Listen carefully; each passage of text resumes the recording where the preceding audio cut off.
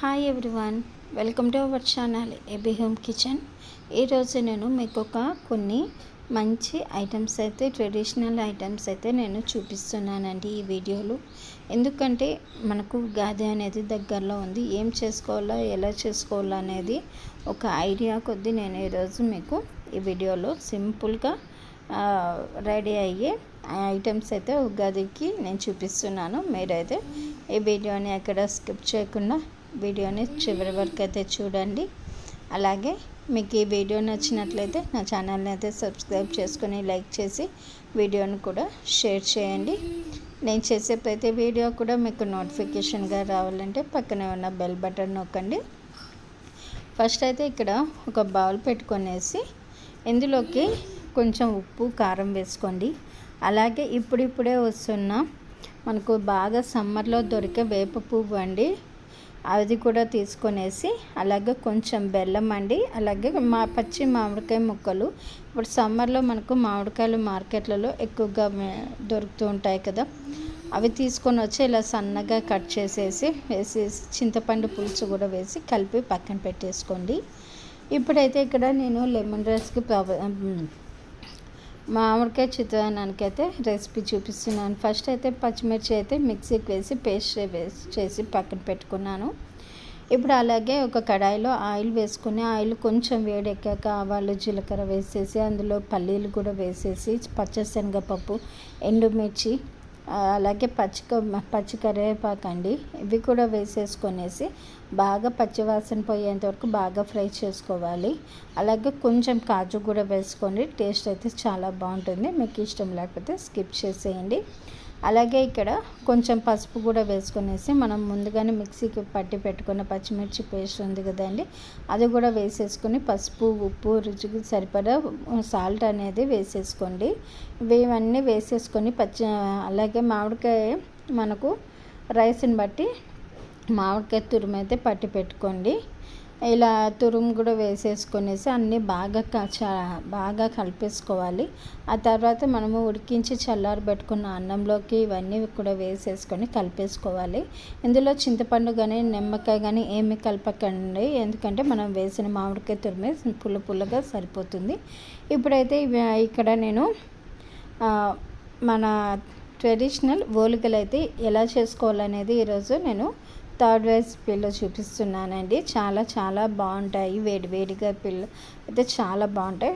అయితే ఎలా చేయాలనేది చూపిస్తాను. నేను ఫస్ట్ ఇక్కడ ఒక ప్రెషర్ కుక్కర్ ప్యాన్ తీసేసుకొని ఈ ప్రెషర్ కుక్కర్ ప్యాన్లో ఒక 1.5 గ్లాస్ వరకు శనగపప్పు తీసుకుంటున్నానండి. ఈ శనగపప్పుని 2-3 సార్లు బాగా వాష్ చేసేసుకొని ఇందులోనే వాటర్ వేసేసుకొని 2 నుంచి 3 విజిల్స్ వచ్చేంత వరకు, అంటే పచ్చిశనగపప్పు కొంచెం బాగా ఉడకాలన్నమాట. అలా ఉడికేంతవరకు విజిల్స్ వచ్చేలా పెట్టుకోవాలి. అది విజిల్స్ వచ్చేలోపు ఇక్కడ మీకు పిండి ఎలా కలుపుకోవాలి అనేది ఈరోజు చూపిస్తున్నాను. ఇక్కడ బౌల్లో 1 కప్పు మైదా పిండి వేసుకొని, మైదా బదులు పేని రవ్వ అంటుంటుంది కదా, అది కూడా వేసుకోవచ్చండి. ఇలాగా మనకు చపాతీ పిండి కన్సిస్టెన్సీ అనేది కాకుండా ఇలా లూజ్ కన్సిస్టెన్సీలో ఉండాలి పిండి అనేది.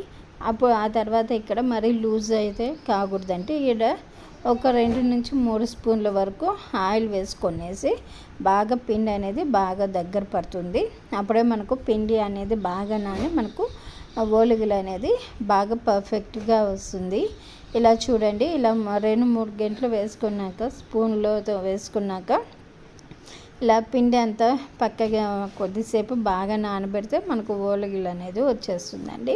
ఇప్పుడు శనగపప్పు అనేది బాగా మెత్తగా ఉడికిపోయింది కదా, ఇప్పుడు వీటిని కొంచెం చల్లారాక ఇప్పుడు మిక్సీ జారులో ఇలా వేసుకుంటున్నానండి.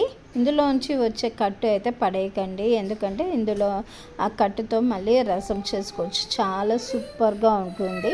నేను మీకు ముందుగా వీడియోలో కూడా పెట్టానండి, ఓలిగ రసం అనేది ఓలిగ కట్టుతో ఈ శనగపప్పు కట్టుతో చేస్తే చాలా రుచిగా ఉంటుంది.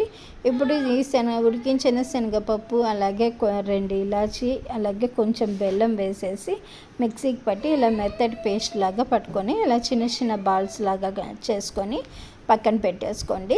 ఇప్పుడు ఆయిల్ కూడా కొంచెం తీసి కప్పులో పెట్టుకున్నాను. ఇప్పుడు పిండి అయితే చూడండి బాగా నానిపోయింది, ఆయిల్ కూడా మనకు ఇందులోంచి సపరేట్ అయిపోతుంది అనమాట.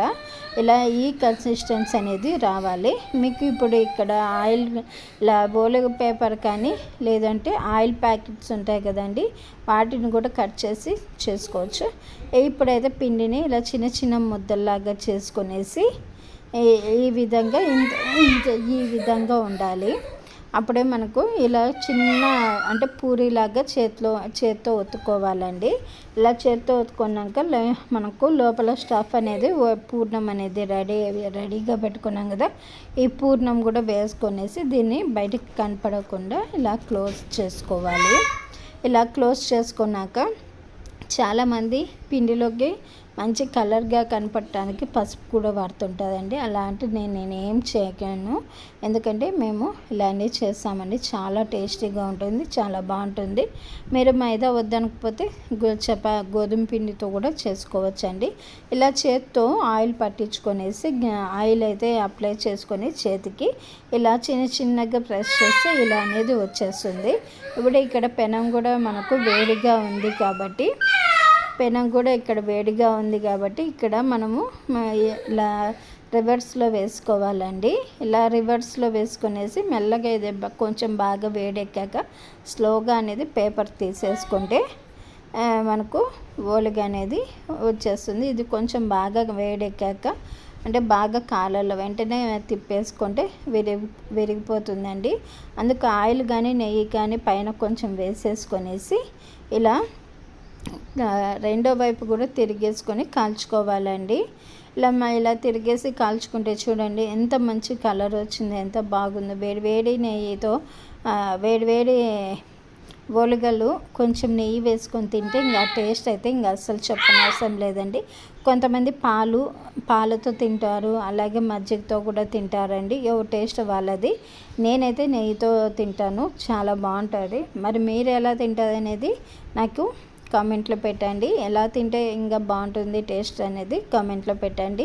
మరి మీకు ఈ వీడియో చూసారు కదా, చాలా సింపుల్గా ఈ ఉగాదికి ఇలా ప్లాన్ చేసుకోండి. చాలా ఈజీగా చేసేయచ్చు, ఎక్కువ కూడా కష్టపడని అవసరం లేదండి.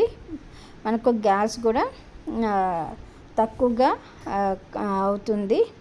ఇలా ఓలిగలన్నీ కూడా రెడీ చేసుకోవచ్చు. మనకి ఎన్ని అవసరమైతే అన్ని చేసుకోవచ్చు అండి. మెత్తగా సాఫ్ట్గా టేస్టీగా చాలా బాగుంటాయి. మరి మీకు ఈ వీడియో నచ్చినట్లయితే నా ఛానల్ని అయితే సబ్స్క్రైబ్ చేసుకొని లైక్ చేసి షేర్ చేయండి. Thanks for watching.